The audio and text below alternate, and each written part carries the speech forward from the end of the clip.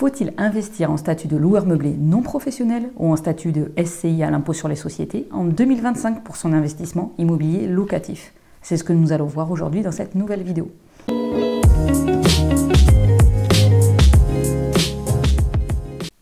Bonjour et bienvenue sur la chaîne, je me présente, je m'appelle Célia Pétrissan, je suis expert comptable, je suis la fondatrice du cabinet PMC Expertise Comptable, un cabinet spécialisé dans l'accompagnement des investisseurs immobiliers, mais également des professions libérales. On a une chaîne également dédiée aux professions libérales, je t'invite à t'abonner si ça t'intéresse, le lien est dans la bio. Aujourd'hui, une vidéo pour faire un point sur l'actualité fiscale, notamment la réforme du statut de LMNP.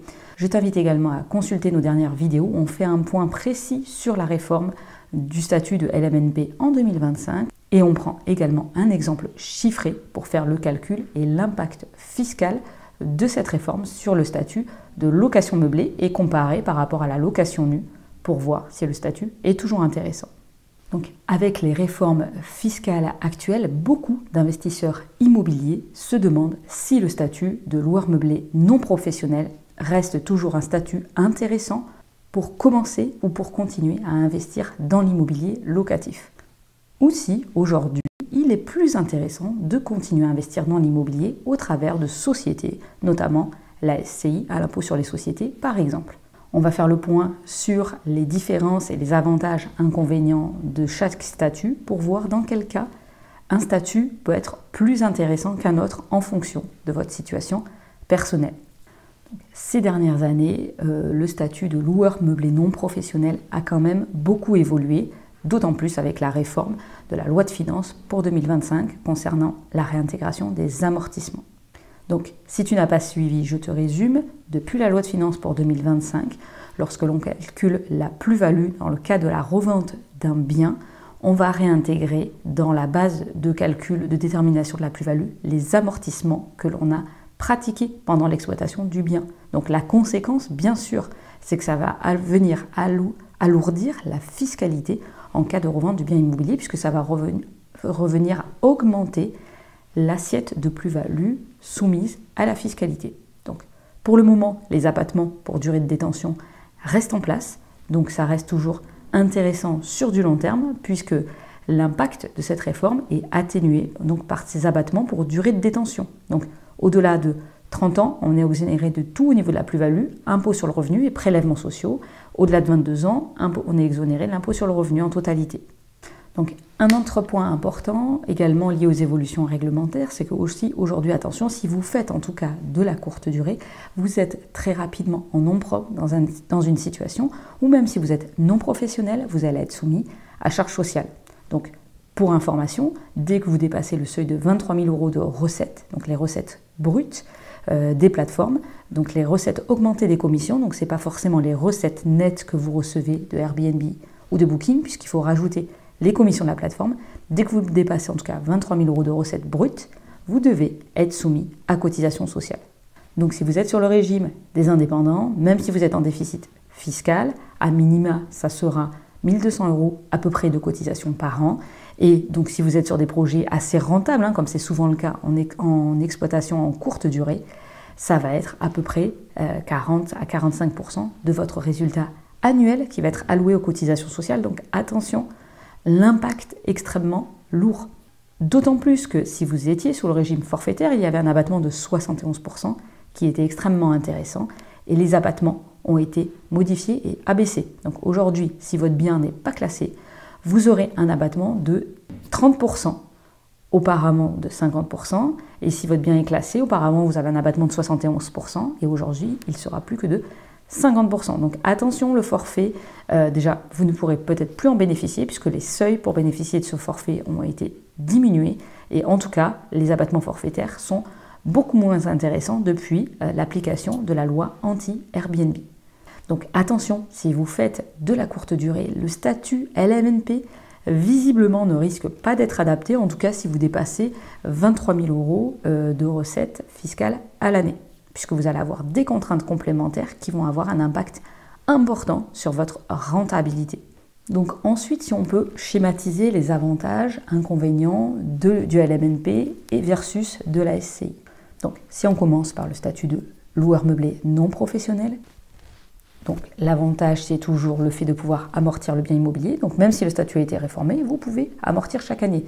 Et donc chaque année, grâce à ce mécanisme, ça va vous permettre de payer pas du tout de fiscalité ou très peu de fiscalité. Donc ça reste d'un point de vue fiscal toujours très intéressant. Et donc ça reste une solution très efficace pour avoir zéro ou très peu de fiscalité sur vos revenus locatifs dès lors que vous investissez en nom propre. Donc solution d'un point de vue fiscal, d'organisation au niveau juridique, la moins coûteuse à mettre en place puisqu'il n'y a pas de frais d'immatriculation à la différence d'une société. Le deuxième avantage, et alors ça c'est à relativiser peut-être en fonction de l'évolution de la réglementation fiscale, mais pour le moment, il y a toujours les abattements pour durée de détention qui existent. Donc même si vous réintégrez les amortissements, si vous êtes dans un objectif de détention très long terme, de toute façon vous n'êtes pas touché par ça, puisqu'au-delà de 30 ans, vous serez exonéré en totalité de la fiscalité sur la plus-value. Donc pour une détention à très long terme, le statut aujourd'hui LMNP reste quand même un statut très privilégié pour vous constituer un patrimoine quasiment en franchise d'impôt, avec très peu de fiscalité chaque année, et à la sortie, peu ou pas de fiscalité dans un cas de revente sur votre plus-value. Maintenant, au niveau des inconvénients du statut de LMNP, donc depuis la réforme de cette loi de finances, depuis la loi de finances donc 2025, vous allez réintégrer les amortissements pratiqués, donc sur une détention à court ou moyen terme, vous allez avoir une augmentation significative de votre plus-value à la sortie. Et si vous faites de la courte durée, donc on a déjà fait le point là sur ce sujet, mais attention puisque vous avez la contrainte des cotisations sociales en louant, en exploitant un bien en courte durée, en nom propre. Donc attention donc à l'estimation de recettes que vous allez réaliser en statut de loueur meublé non professionnel. Dès que vous dépassez, on va dire 23 000 €, vraiment vous avez des contraintes complémentaires. Donc là, il faut vraiment envisager les sociétés pour exploiter votre bien. Donc pour conclure, le statut aujourd'hui de LMNP reste toujours un statut intéressant, d'autant plus que ça reste le statut à privilégier si vous souhaitez réaliser des compléments de revenus. Donc si l'exploitation de votre bien vous génère des cash flows, ça reste quand même la structure la plus adaptée pour appréhender ces revenus. Alors à l'exception des projets locatifs en courte durée, bien sûr. Mais sinon, c'est une solution pour appréhender ces revenus avec très peu de fiscalité, donc vous générez des revenus complémentaires, si en tout cas pour vous, vous êtes dans un objectif de génération de revenus complémentaires. Maintenant, la SCI à l'IS. Alors voilà, quels sont ses avantages? La SCI à l'IS, c'est la structure idéale pour ceux qui veulent capitaliser, c'est-à-dire pour vous, si vous n'avez pas forcément besoin de revenus complémentaires. Les revenus générés vont être éventuellement fiscalisés, vous allez avoir très peu ou pas de fiscalité, même chose puisque vous avez l'amortissement qui joue.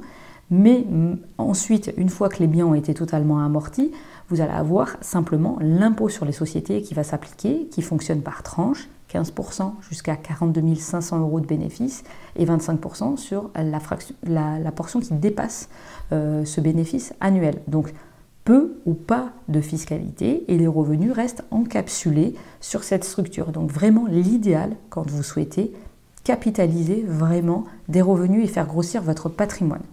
L'autre gros avantage de la SCI, c'est que ça va être un outil vraiment intéressant pour faciliter la transmission de votre patrimoine. C'est toujours plus simple et plus optimisé fiscalement de transmettre des parts de société que des quotes-parts de biens immobiliers. Vous pouvez faire des donations progressives, vous pouvez associer vos enfants dès l'origine du projet, ça va vous permettre de créer de la valeur, en tout cas de transmettre de la valeur dans le temps à vos enfants par exemple.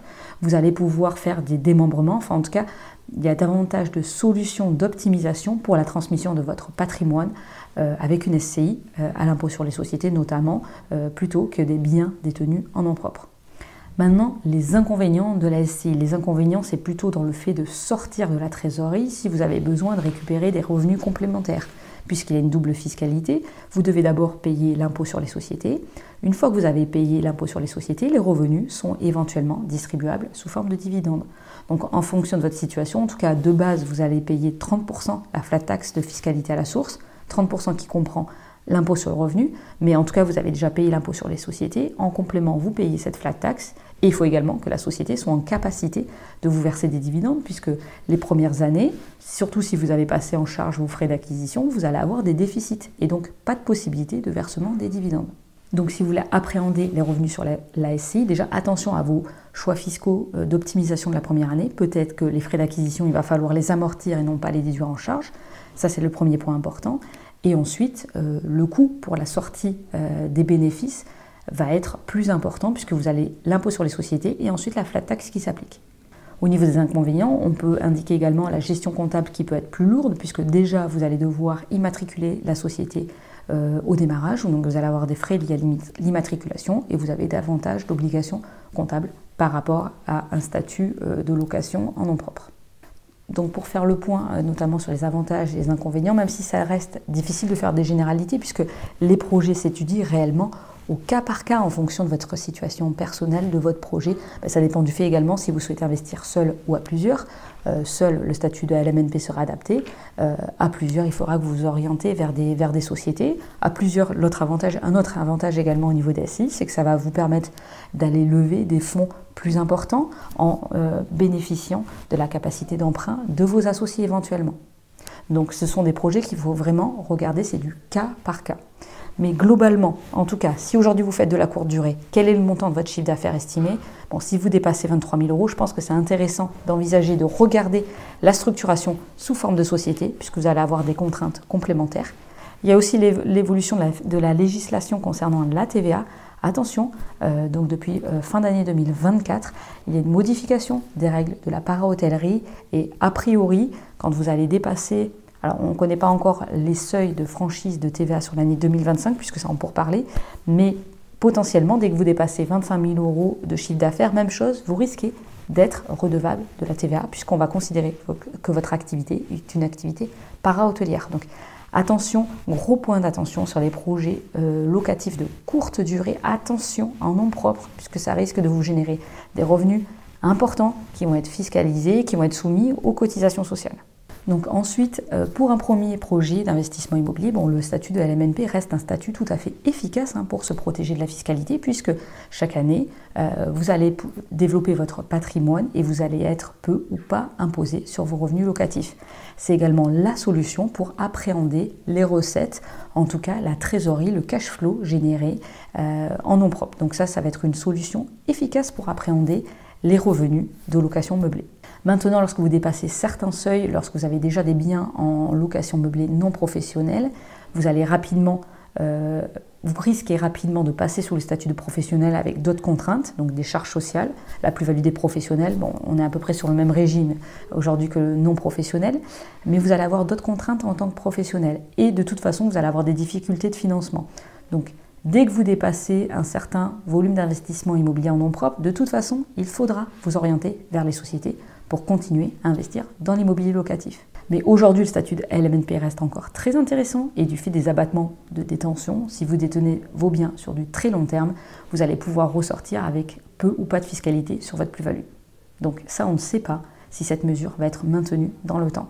Maintenant, si vous êtes dans une logique plutôt de capitalisation sur du long terme, voire de la transmission auprès de vos enfants, la SCI reste quand même la meilleure structure pour continuer à vous développer sur le long terme. Mais dans ce cas-là, vous allez plutôt capitaliser vos revenus, pas forcément appréhender les revenus chaque année puisque le coût va être quand même assez élevé en SCI. Et il faut aussi également que la société soit en capacité de verser des dividendes, ce qui est peu probable en tout cas sur les premières années d'exploitation.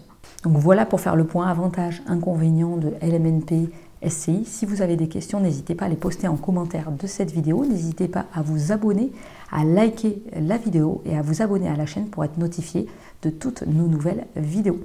Allez, à très vite pour de prochaines vidéos sur l'investissement immobilier locatif.